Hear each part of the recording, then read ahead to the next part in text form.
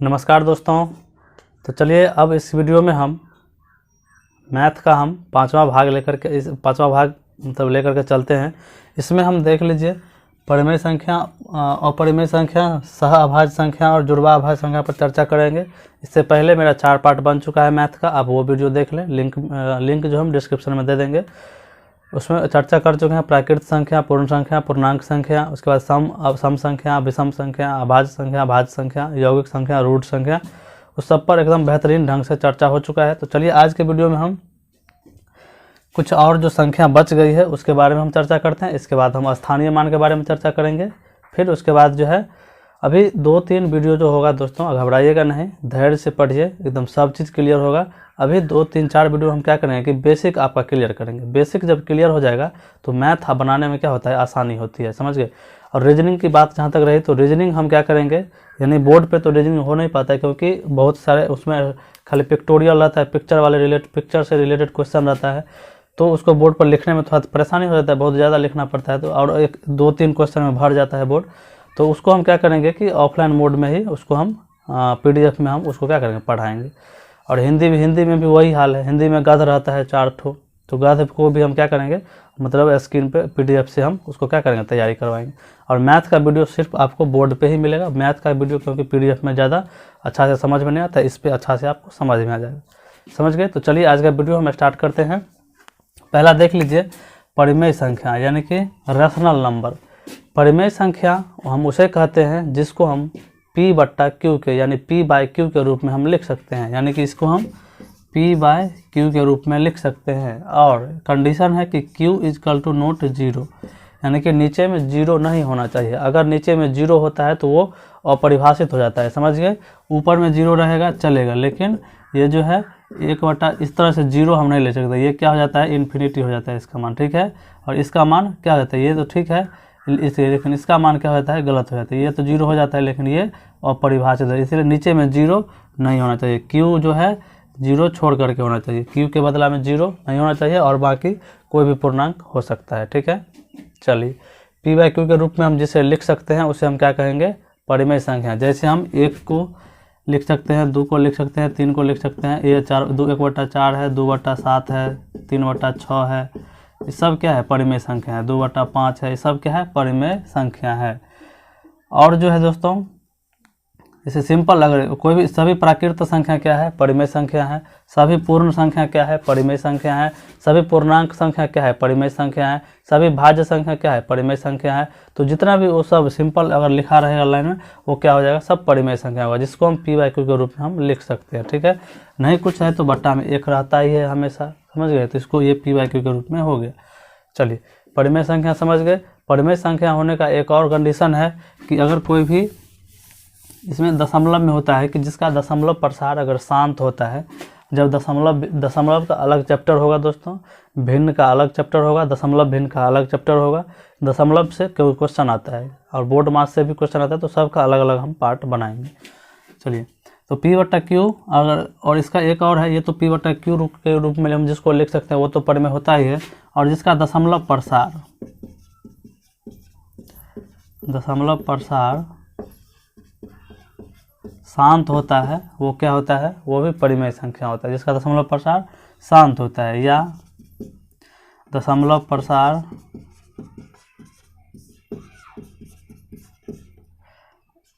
यानी कि शांत आवर्ती क्या होता है, शांत नहीं, अशांत क्या है, अशांत आवृत्ति, ठीक है।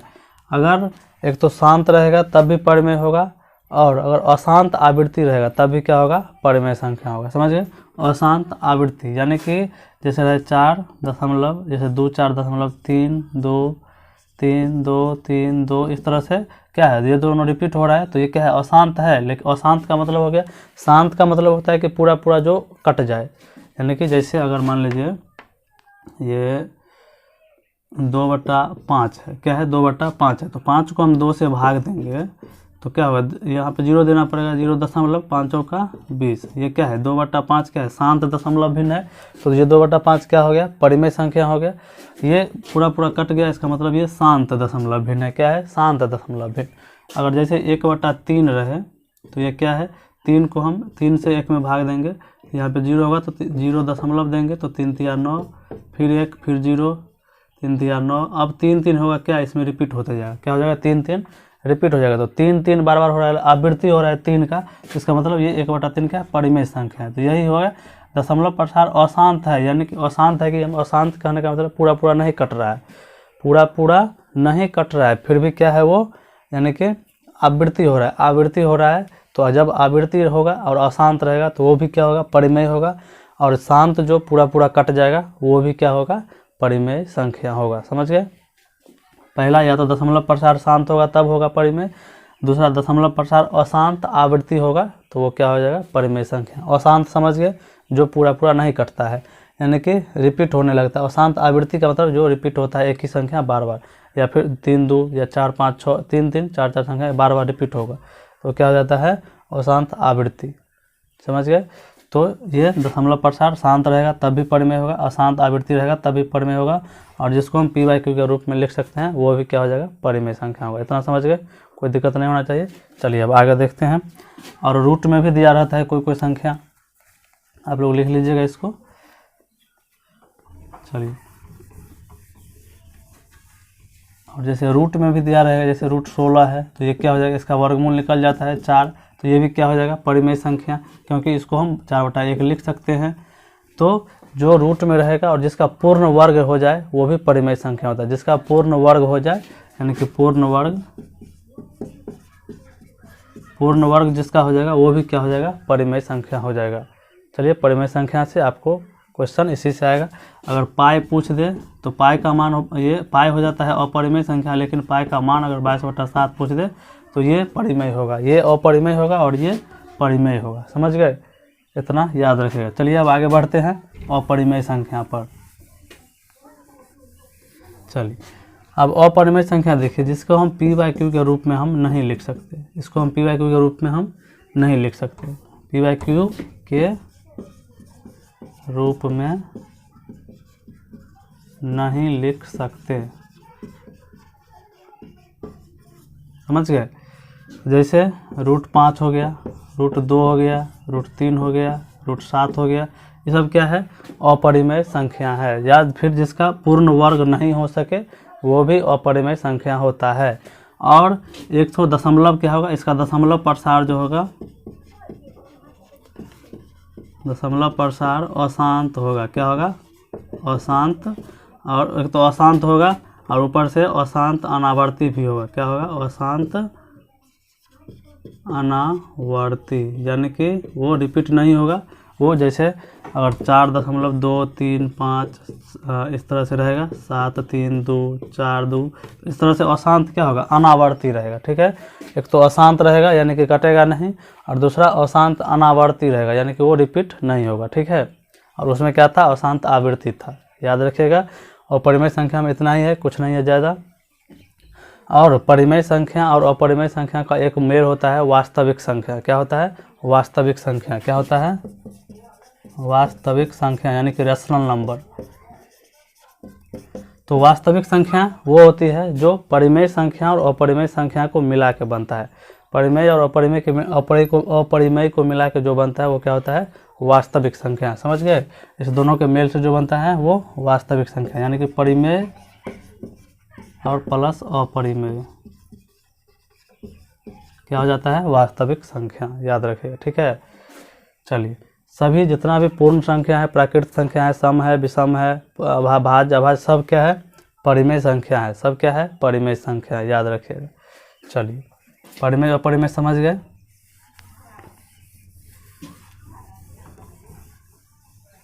इसमें जो भी कुछ छूटेगा हम वो क्या करेंगे, आगे हम जो डिस्कस कर देंगे।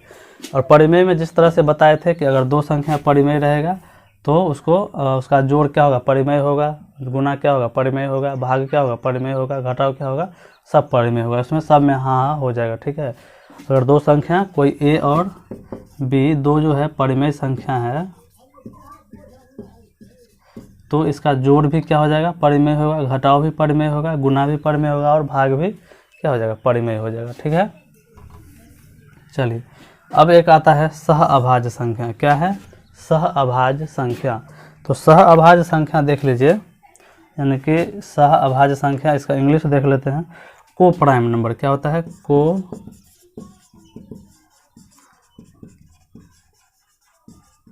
और जुड़वा अभाज्य क्या होता है? Twin, TWIN, twin prime number.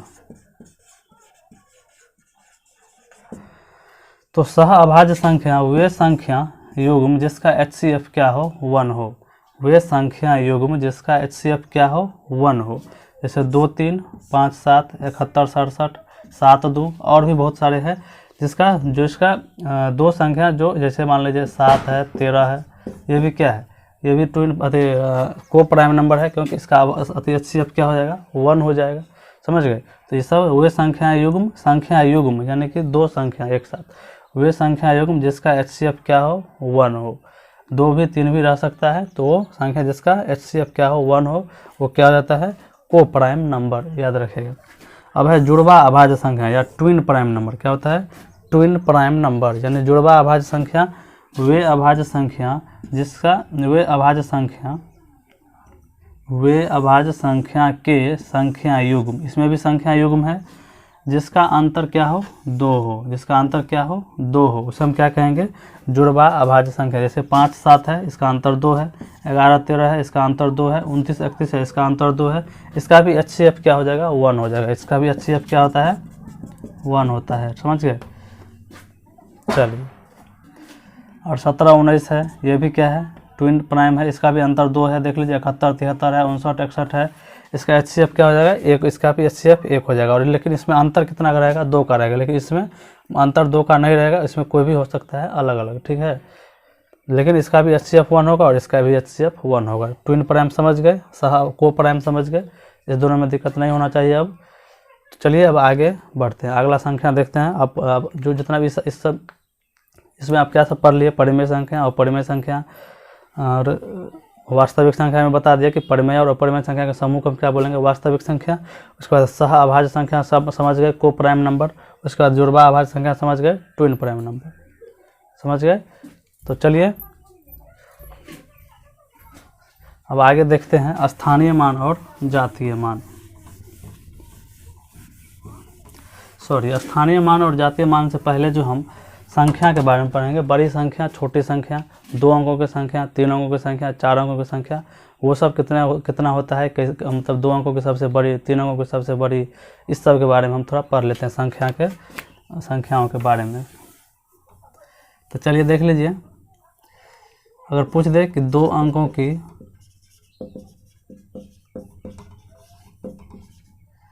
अंकों की सबसे छोटी संख्या कितना होगा? 1 पर एगो 0। कितना है? 1 पर एगो 0।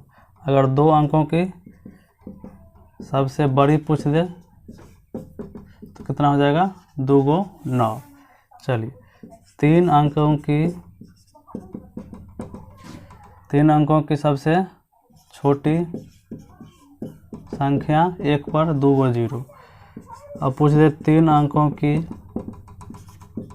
सबसे बड़ी संख्या 3 गो 9। देख रहे हैं? 4 अंकों की सबसे छोटी पूछ दे तो 1 पर 3 गो 0, और 4 अंकों की सबसे बड़ी पूछ दे कितना? 4 गो 9। तो एक चीज़ आप देख रहे हैं कि जब 2 अंकों की पूछा सबसे छोटी तो 1 पर एगो 0 है, और 2 अंकों की सबसे बड़ी पूछा तो 2 गो 9। 3 अंकों की सबसे छोटी पूछा तो 1 पर 2 गो 0, और 4 अंकों की सबसे छोटी पूछा तो 1 पर 3 गो 0। 5 अंकों की सबसे छोटी पूछे तो 5 पर 4 गो 0। यानी कि जितना भी अंक का अगर छोटी संख्या पूछे तो 1 पर उससे 1 कम 0 हम बैठा देते हैं। अगर 10 अंकों की सबसे छोटी संख्या पूछे तो 1 पर हम 9 गो 0 बैठा देंगे।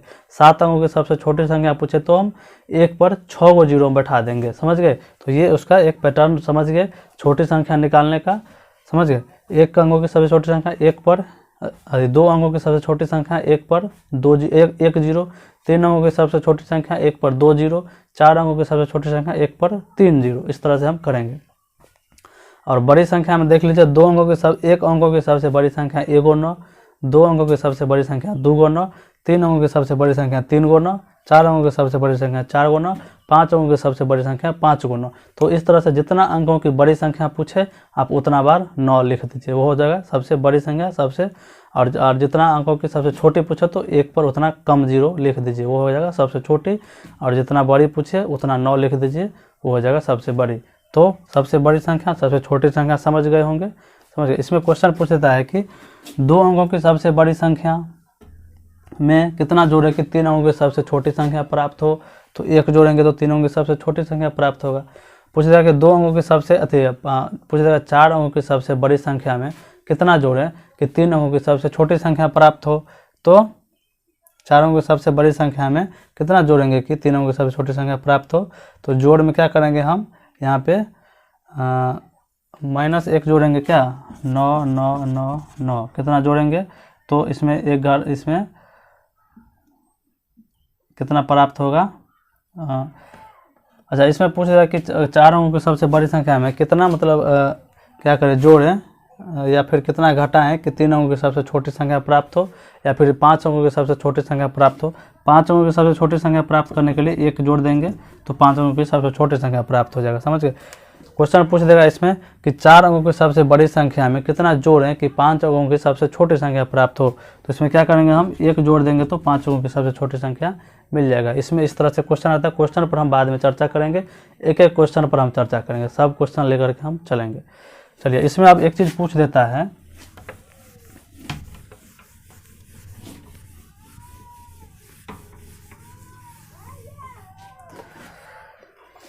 चलिए इसमें पूछ देगा कि 3 अंकों की